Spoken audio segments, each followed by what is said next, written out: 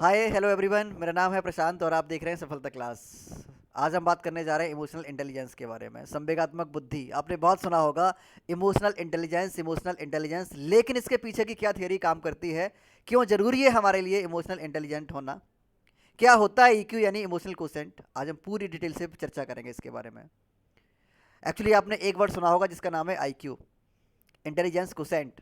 कहते हैं ना इसका आईक्यू लेवल बहुत खराब है, ये नहीं सीख पाएगा, आईक्यू लेवल बहुत डाउन है। बहुत छोटा सा डिफरेंस होता है आईक्यू और ईक्यू में। बेसिकली जो ईक्यू होता है वो इमोशनल इंटेलिजेंस को ही डिफाइन करता है। आईक्यू जो होता है वो होता है हमारी सीखने की क्षमता, नॉलेज को गेन करने की जो हमारी क्षमता होती है, हम कैसे सीखते हैं ये डिपेंड करता है आईक्यू लेवल पर। लेकिन सीखे हुए ज्ञान को कैसे अपनी ज़िंदगी में अप्लाई करेंगे, कैसे अपनी लाइफ में अप्लाई करेंगे, कैसे अपनी प्रोफेशनल लाइफ का बैलेंस बनाएंगे अपनी पर्सनल लाइफ से, कैसे चीज़ों को मेंटेन करेंगे, कैसा हमारा व्यवहार होगा, ये पूरा डिपेंड करता है ईक्यू या इमोशनल इंटेलिजेंस पर। एक साइकोलॉजिस्ट हुए हैं जिनका नाम है विलियम मैकडूगल। तो विलियम मैकडूगल ने बताया है कि हम सभी के अंदर 14 यानी 14 इमोशंस होते हैं, और जो व्यक्ति इन इमोशंस को काबू कर लेता है, अच्छे से इन्हें ऑर्गेनाइज कर लेता है, अच्छे से इन इमोशंस को मैनेज कर लेता है, वही व्यक्ति इमोशनल इंटेलिजेंट माना जाता है। और जो व्यक्ति इमोशनल इंटेलिजेंट होता है वही व्यक्ति कहीं ना कहीं जाके सफल भी हो जाएगा। एक फिलोसफर हुए हैं एरिस्टोटल, ग्रीस के फिलोसफर थे, तो इन्होंने कहा था कि anybody can become angry, that is easy, but to be angry with the right person and to the right degree and at the right time and for the right purpose and in the right way, that is not within everybody's power and is not easy. कोई भी व्यक्ति बहुत आसानी से गुस्सा हो जाएगा, अभी आपसे कोई कुछ भी बोल दे, आप एकदम आग बबूला हो जाओगे भाई साहब। लेकिन सही समय पर और सही डिग्री के साथ और सही व्यक्ति के सामने और सही पर्पस के लिए कब गुस्सा होना है, ये आप आसानी से नहीं कर पाओगे।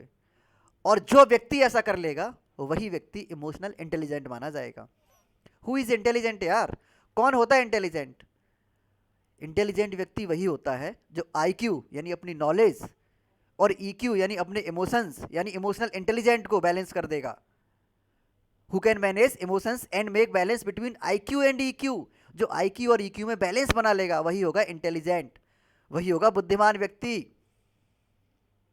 Got it? अब इसके बहुत सारे संकेत होते हैं जिससे आपको यह भी पता लगेगा कि आप इमोशनल इंटेलिजेंट हैं या नहीं हैं।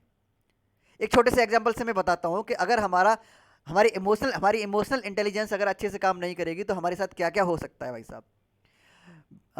सुना होगा बहुत, ये अभी एक बहुत चर्चित अवार्ड है जिसकी सेरेमनी चल रही थी, जिसमें एक एक्टर हैं हॉलीवुड एक्टर बिल स्मिथ।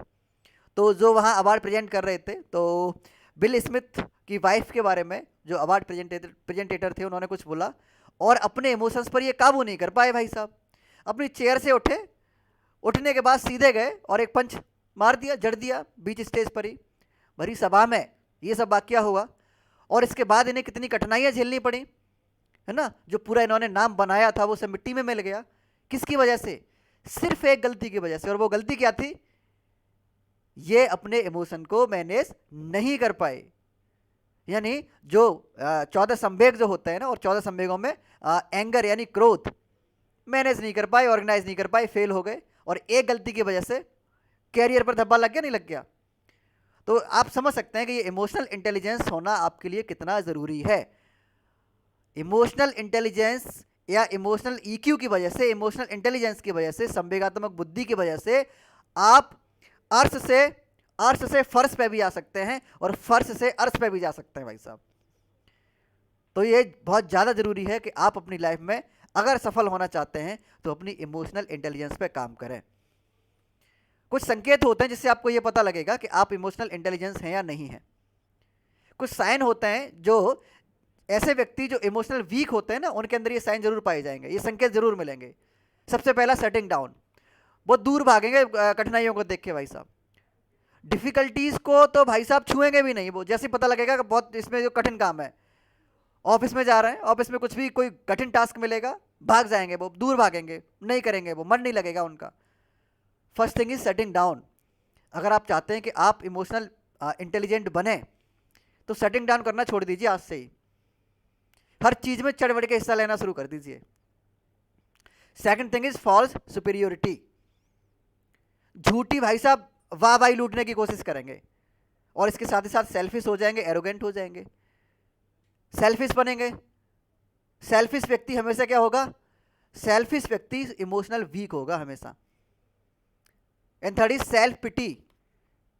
हमेशा उन्हें ऐसा लगेगा कि मतलब मुझे कोई आके मेरे ऊपर कोई सिंपैथी लुटाए, मेरे ऊपर कोई सिंपैथी लुटाए। ये सॉरी तो कभी कभी बोलते हैं, बट गलती हो भी जाएगी ना तो सॉरी नहीं बोलेंगे, बहुत कभी कभी बोलेंगे। जब ज़्यादा लगेगा कि अरे अब तो काम ज़्यादा ही बिगड़ गया है, तभी इन्हें लगेगा कि गलती मुझसे हुई है और तभी सॉरी बोलेंगे।